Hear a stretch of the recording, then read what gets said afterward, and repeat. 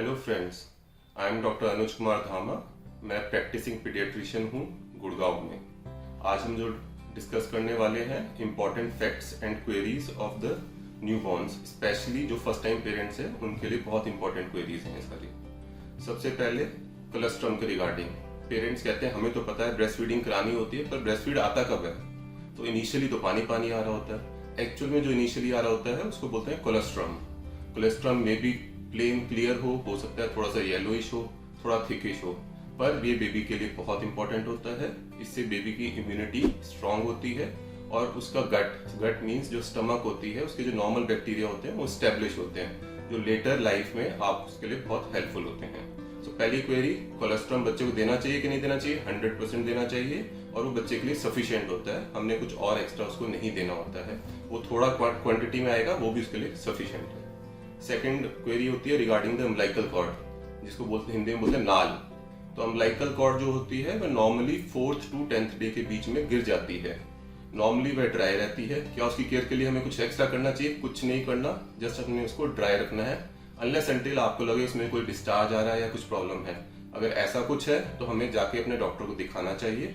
अगर उन्हें लगेगा कुछ रिक्वायरमेंट है लगाने की तो लगाएंगे, अदरवाइज कुछ नहीं करना। कुछ लोग कहते हैं स्पिरिट लगा दो, पर हमने वो नहीं लगानी होती। ड्राई रखिए, अपने आप गिर जाएगी, कोई प्रॉब्लम वाली बात नहीं है। नेक्स्ट आता है बेबी मसाज।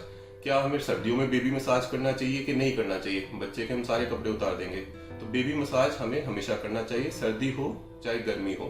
बेस्ट जो बेबी मसाज होता है that is by coconut oil. Simple coconut oil is good enough. कोई भी हमें ट्रेंडी से ऑयल्स नहीं यूज करने जिसके अंदर उन्होंने कुछ स्मेल्स डाली हुई हैं, कुछ कलरिंग एजेंट्स डाले हुए हैं। वो सिर्फ रेट बढ़ाने के लिए है, बेबी मसाज में उनका कोई एक्स्ट्रा फायदा नहीं होता है। देन कंसर्न पेरेंट्स का होता है कि हम बच्चे को नहलाना कब स्टार्ट करेंगे, बेदिंग कब से स्टार्ट करेंगे। तो नॉर्मली जो हम डिप बात कहते हैं, जिसमें बच्चे के ऊपर पानी हम अच्छे से डाल सकते हैं, वो जब स्टार्ट करते हैं जब बच्चे का अम्बिलिकल कॉर्ड गिर जाता है, जो नॉर्मली मैं जैसे भी आपको बताया था 4th to 10th डे के बीच में गिरता है। उसके बाद में डिप बात स्टार्ट हो जाती है। कितना फ्रीक्वेंसी से करना चाहिए डिपेंडिंग करता है वेदर कैसा है। सर्दियां हो तो हफ्ते में 2 बार भी चल जाएगा, गर्मियां हो तो डेली भी इट्स ओके। जब हम बात देते हैं क्या हमें हर टाइम सोप लगाने की जरूरत है? बिल्कुल कोई जरूरत नहीं है। आप वीक में 2 या 3 बार भी सोप लगा के बेबी बात करेंगे तो सफिशिएंट है।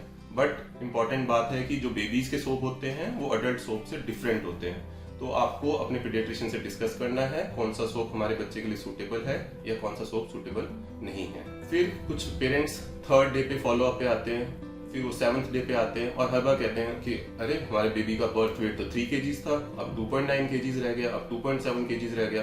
बहुत ज्यादा एंजाइटी हो जाती है पेरेंट्स को।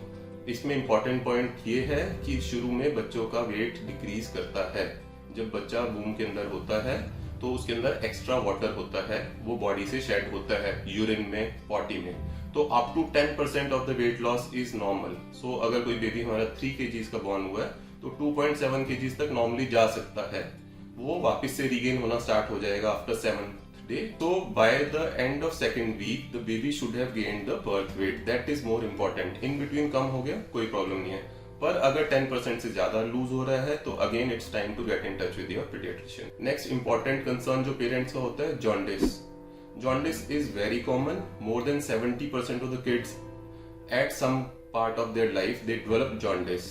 जॉन्डिस मतलब पीलिया, बच्चे की आंखें पीली लगती हैं। सब पेरेंट्स को लगता है पीली लग रही है, it's perfectly normal to have jaundice.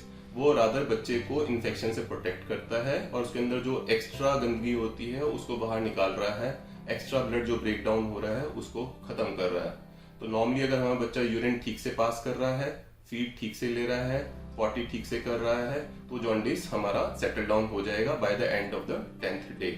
अगर ऐसा लगे कि आपको बच्चे के थाइस तक भी येलोनेस दिख रही है, या बच्चा लिथार्जिक लग रहा है, या आपको ऐसा लगता है कि आपका बच्चा थोड़ा प्री टर्म था, वेट कम था, तो बेटर है कि डॉक्टर को दिखाइए।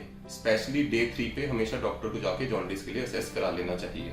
एक बड़ा इंटरेस्टिंग पॉइंट है metabolic screening. Metabolic screening normally parents को कोई पता ही नहीं होता क्या चीज है।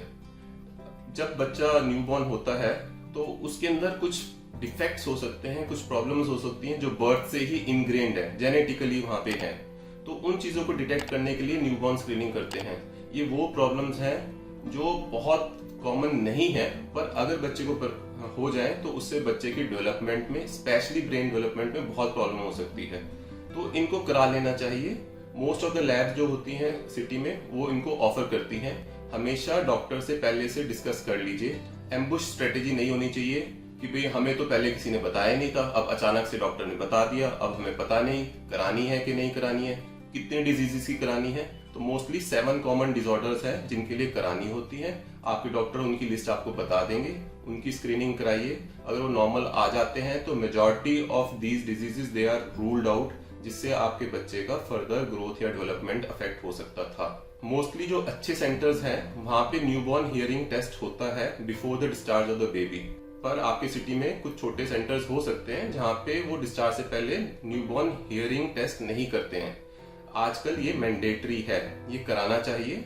अगर आपके बर्थिंग सेंटर में इसकी फैसिलिटी नहीं है तो आप पता करके रखिए पहले कि हम डिस्चार्ज के बाद में वहां पे जाके किसी स्पेसिफिक प्लेस पे जाके वो स्क्रीनिंग टेस्ट करा सके। क्योंकि अगर बच्चे को सुनता ठीक नहीं है तो लॉन्ग टर्म में उसके कारण से बच्चे की डेवलपमेंट में इफेक्ट आ सकता है, स्पेशली स्पीच डेवलपमेंट में। देन कुछ पेरेंट्स आते हैं 1 मंथ पे कि जी हमारे बच्चे का तो वेट गेन एडिक्वेट नहीं है। उसके रीजंस क्या हो सकते हैं? मोस्ट इंपॉर्टेंट 2 रीजन है, feeding and second is temperature maintenance. Feeding का तो हम हर कोई ध्यान रखता है कि हम लोग अपने बच्चे को प्रॉपर फीड दे रहे थे, चाहे वो ब्रेस्ट फीड करा रहे हैं चाहे टॉप फीड करा रहे हैं। उसका important criteria day to day basis पे ऐसा होता है कि अगर आपका बच्चा दिन में 6 डायपर्स फुल कर रहा है, वेट कर रहा है, तो दैट इज गुड एनफ कि दैट मीन्स आपके बच्चे को प्रॉपर फीड मिल रहा है। बच्चा फीड करता है, डायपर वेट करता है, प्रॉपर बीच में सोता है, तो that is good enough. What regarding the temperature, तो टेम्परेचर मेंटेन करना बहुत इंपॉर्टेंट है। ना तो बच्चा ज्यादा ठंडा होना चाहिए, ना बच्चा ज्यादा गर्म होना चाहिए। चेक कैसे करें कि भाई टेम्परेचर हम मेंटेन कर पा रहे हैं कि नहीं कर पा रहे हैं? बच्चे की स्टमक पे हाथ लगा के देखिए, फिर उसके फीट पे हाथ लगा के देखिए। अगर दोनों का टेम्परेचर ऑलमोस्ट आइडेंटिकल है और आपकी स्किन के टेम्परेचर से मैच कर रहा है तो आप बेबी का टेम्परेचर मेंटेन कर रहे हैं। Second important point regarding the temperature is कि जो सबसे ज्यादा हीट लॉस होता है बेबी का, that is from the feet, from the palms and from the scalp. Scalp means head से। तो हम नॉर्मली बच्चे को मोजे पहना के रखते हैं, सॉक्स पहना के रखते हैं, मिटन्स पहना के रखते हैं, पर हेड छोड़ सकते हैं कि खाली छोड़ दिया हमने, तो उसको भी कवर करके रखना है। Head is very important point है सर। एक इंटरेस्टिंग क्वेरी आती है पेरेंट्स को कि हमारे बच्चों की दादी कहती है कि डायपर मत पहनाना बच्चे को, अगर डायपर पहनाओगे तो बच्चे की टांगे फैल जाएंगी और ये ठीक से चल नहीं पाएगा, ठीक से बैठ नहीं पाएगा। ये सब मिथ है। डायपर से बच्चे को कोई प्रॉब्लम नहीं होती है। आप किसी भी ब्रांड का कोई भी डायपर लीजिए, सब स्टैंडर्डाइज आते हैं, उनको पहनाइए, उससे प्रॉब्लम नहीं होती है। इंपॉर्टेंट बात दूसरी है इसके अंदर कि जब हम डायपर पहनाते हैं तो उससे डायपर रैश बहुत कॉमन होता है, तो इट्स ऑलवेज बेटर कि डायपर लगाने से पहले डायपर रैश क्रीम यूज करनी चाहिए। तो फ्रेंड्स, जो आज हमने पॉइंट्स डिस्कस किए हैं, अगर आपको ये पॉइंट्स अच्छे लगे, अगर आपको मेरा वीडियो पसंद आया तो आप इस वीडियो को लाइक कीजिए और इस वीडियो को उन लोगों के साथ शेयर कीजिए जिनके घर में नया मेहमान आ चुका है या न्यूबॉर्न आने वाला है। और आप मेरे YouTube चैनल को सब्सक्राइब जरूर करें जिससे कि आपको मेरे सारे वीडियो सबसे पहले अवेलेबल हों। थैंक यू फ्रेंड्स, फिर मिलते हैं।